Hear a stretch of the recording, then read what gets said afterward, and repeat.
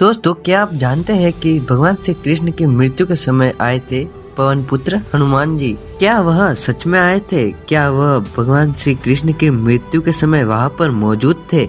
इन सभी सवालों के जवाब आपको इस वीडियो के अंत तक जरूर मिल जाएंगे। आप देख रहे हैं द ट्रेवल हिस्ट्री। दोस्तों, अगर आपको वीडियो पसंद आए तो वीडियो को लाइक करके हमारे चैनल द ट्रेवल हिस्ट्री को सब्सक्राइब जरूर करें और दोस्तों बेल आइकन को ऑल पर जरूर दबाएं ताकि ऐसे ही नॉलेजेबल वीडियो आपके पास सबसे पहले पहुंच सके।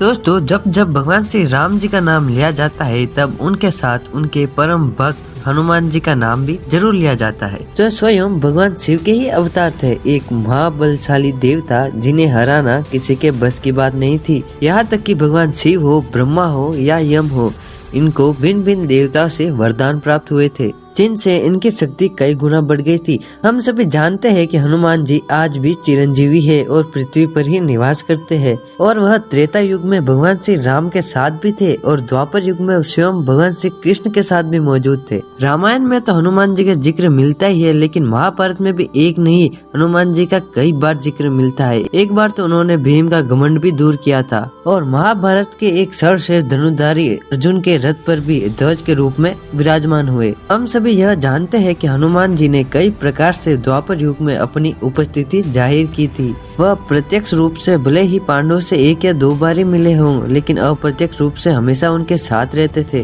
जिनके साथ स्वयं भगवान श्री कृष्ण खड़े हो, उनके साथ हनुमान जी क्यों नहीं जाएंगे? क्योंकि भगवान श्री कृष्ण ही पहले भगवान श्री राम ही तो थे। द्वारका में भी हनुमान जी का कई बार जिक्र मिलता है, जहाँ स्वयं भगवान श्री कृष्ण ने उन्हें आमंत्रित किया था और सिर्फ इसीलिए उनकी पत्नी सत्यभामा, सुदर्शन, गरुड़ और बलराम जी का घमंड चकनाचूर करने के लिए। कहते हैं कि महाभारत के युद्ध के समय वह प्रत्यक्ष रूप से सबके सामने आए थे। भगवान श्री कृष्ण के कहने पर और अर्जुन के विनती करने पर ही वह स्वयं अर्जुन के एक शक्तिशाली रथ के ध्वज के रूप में विराजमान हुए थे, जिससे अर्जुन की शक्ति और कई गुना बढ़ गई थी, क्योंकि उनका रथ अब किसी भी शक्तिशाली बाण या दिव्यास्त्र बाण से नष्ट नहीं हो सकता था। लेकिन महाभारत का युद्ध समाप्त होने के बाद हनुमान जी फिर से अपने स्थान पर ही चले गए थे, जहाँ वे स्वयं भगवान श्री राम का जप करते थे। महाभारत का युद्ध अधर्म पर धर्म की विजय का प्रतीक था, जहाँ पर भगवान श्री कृष्ण ने अपनी कूटनीति और अपनी लीला से अधर्मियों का नाश कर दिया था, जिन्होंने पृथ्वी से सारे अधर्मियों का नाश कर दिया था। जिसके बाद भगवान श्री कृष्ण ने अपना शरीर त्याग कर वैकुंठ की ओर प्रस्थान किया था।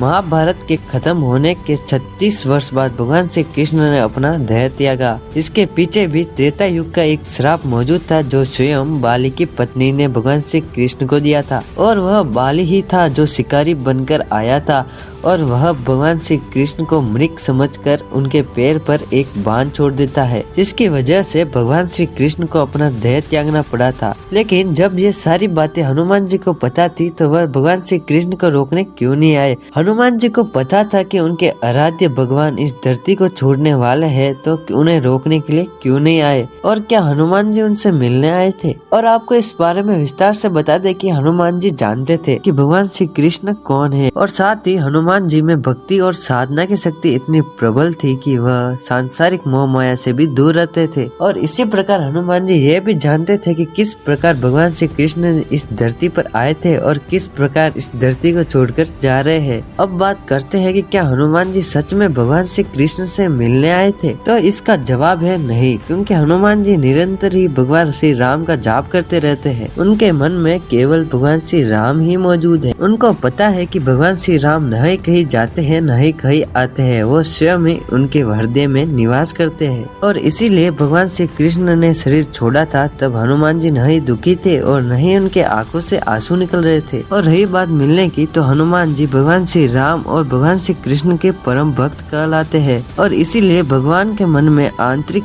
तरंगों से हमेशा मिलान होता रहता है। और ऐसे में कहा जा सकता है कि हनुमान जी और भगवान श्री कृष्ण अपने अंतर मन से हमेशा एक साथ ही रहते हैं और हनुमान जी हमेशा भगवान का जाप करते रहते हैं। इसी के साथ भगवान हनुमान जी के अंतर मन में निवास करते हैं और उनके हमेशा साथ रहते हैं। इसीलिए दोस्तों सच्ची श्रद्धा के साथ कमेंट बॉक्स में जय श्री बजरंगबली अवश्य लिखे। वीडियो आपको दोस्तों पसंद आई हो तो प्लीज इसे लाइक शेयर सब्सक्राइब जरूर कीजिए और बेल आइकन को भी ऑल पर जरूर दबाएं ताकि ऐसे ही नॉलेजेबल वीडियो आपके पास सबसे पहले वाले पहुंचे। दोस्तों मिलते हैं ऐसे ही और दिलचस्प वीडियो में, तब तक के लिए देखते रहिए विभिन्न ज्ञान की मिस्ट्री द ट्रेवल हिस्ट्री।